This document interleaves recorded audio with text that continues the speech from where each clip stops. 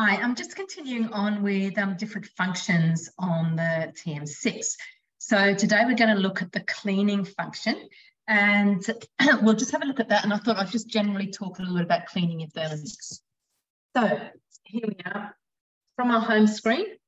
We're just going to swipe across, and we've got the pre-clean. Now you can see this.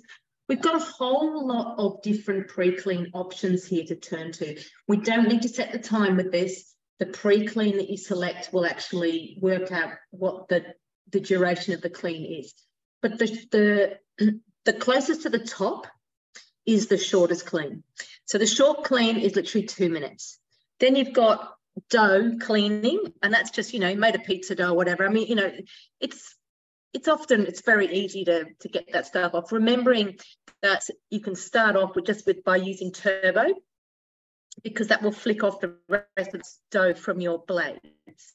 Okay, universal, that's the one I usually use if I'm using this. Fat or caramel, I don't really use, but browning I do use. So browning I do use when I make porridge, because your porridge can stick a little bit.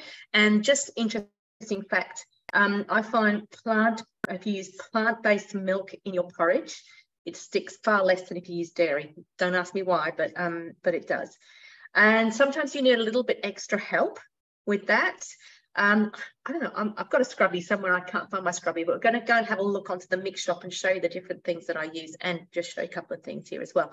So these cleans will do most of the cleaning for you. You obviously have to rinse, and sometimes you need a little bit of elbow grease, particularly if you used high heat or something like that.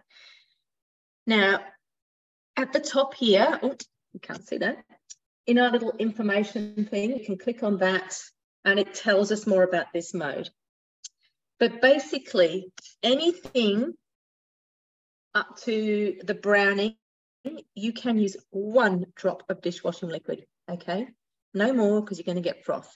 If you use it on the browning, it's going to start frothing up.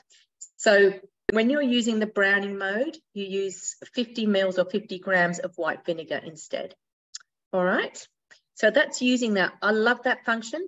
I don't use it all the time. So if you've got a few things that I'm working through, a few things I'm going to make, then I will often just clean it really quickly myself, just under, as long as if I've cooked meat, you always pull the bowl apart if you cook meat, because things could get stuck there underneath the blades.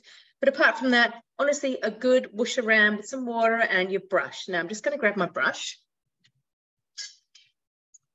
I've got one of the eco-friendly brushes, and that is because I'm going to show you some plastic ones in a minute as well.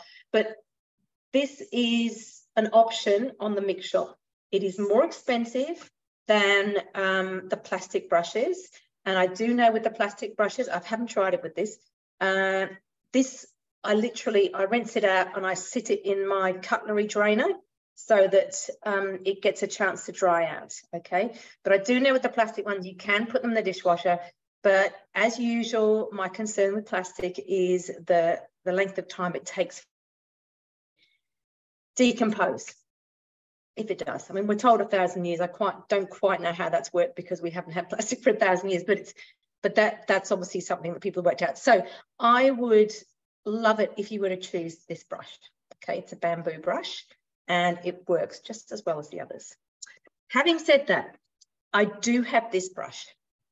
Now, this is because there is nothing to replace this brush, and I'm just going to pull my bowl apart and show you actually where you use this brush. So pulling the bowl apart, I've done a video on that anyway. Under your blades, these horrid little bits underneath here can be really hard to get into. This is the best brush. Let me hold it down here for you to get. You can get right in there with this brush. It's just called a green bristle brush, and it comes in a pack of 2, unfortunately wrapped in plastic as well. But there is nothing to replace this. The blade brush, don't buy the blade brush. This is the one you need. It is far more substantial. The blade brush is just like a little, like the ones you use, like for cleaning bottles and all that sort of stuff. It's nowhere near. This is a really strong brush. Okay, so this is what you need to get those tough bits and pieces off from underneath there. Okay, so that's that one, and it is plastic, and I am extremely sorry about that, but there is absolutely nothing to that's as good. But I have this rather than the plastic other one. Then I have this brush here too, and this brush is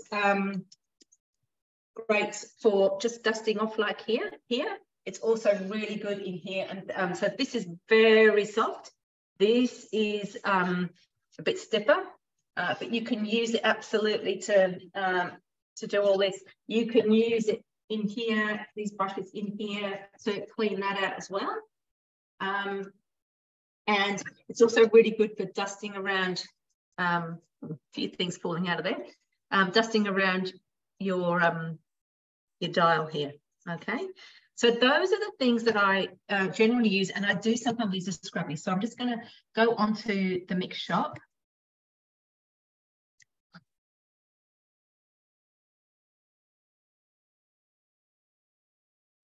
And you can have a little look here and see. So, oh, that's the one I don't want you to buy. I know it's cheap, but please, just massive chunk of plastic. Oh no. Sorry, I had this all set up and I've put cleaning in. All right. So those are what it said are the blade cleaning brushes, and they are nowhere near as good as the green bristle brush set of 2. All right. The other brushes I've showed you here that's that one. The double head sweeper brush was the one I just showed you before. You can buy a cleaning bundle, but unfortunately that has plastic in it. The other thing I do use is the scrubby. Okay, they come in all different colors and things, but this is a description, Euro Scrubby. And let's just read more because I'm sure it's actually eco-friendly. All right, but you can use it on the blade. All right, but not on the screen at the front, okay? Sorry, I use it on the bottom of the bowl. Okay, goodness me, what's going on here? Scroll up again, see what else we've got in here. And then, oh, they've actually got you actually have an option here for the other brush, but I'm going to click across and we'll just, hopefully it's going to come up. Oh, that's for the Ivana. Goodness, I'm going to look up Eco brush. There we go. The bamboo. So that is the one that I have. That is the one that I buy. It is the bamboo bowl brush. All right. So everything is there available on the mix shop. All these things that I've shown you, and the pre-clean function is fantastic. It depends on what I'm doing. As I said, sometimes I will just clean the bowl anyway, just using my trusty brush. And other times I can put it on the 2-minute wash, or if you want to be really quick, all you need to do, have it on the home screen, put some water in there. Obviously, it's up to about 1 litre. Turn this up to speed 8 for about 5 seconds, and that'll give you a really quick clean as well. But with the pre-clean, that is what I always do at the end. You know, when I finished, I'm right, that's it. I've done everything I'm going to do in my Thermomix at the moment. I do a pre-clean, and then you literally rinse it out. So that is all about cleaning and the pre-clean function.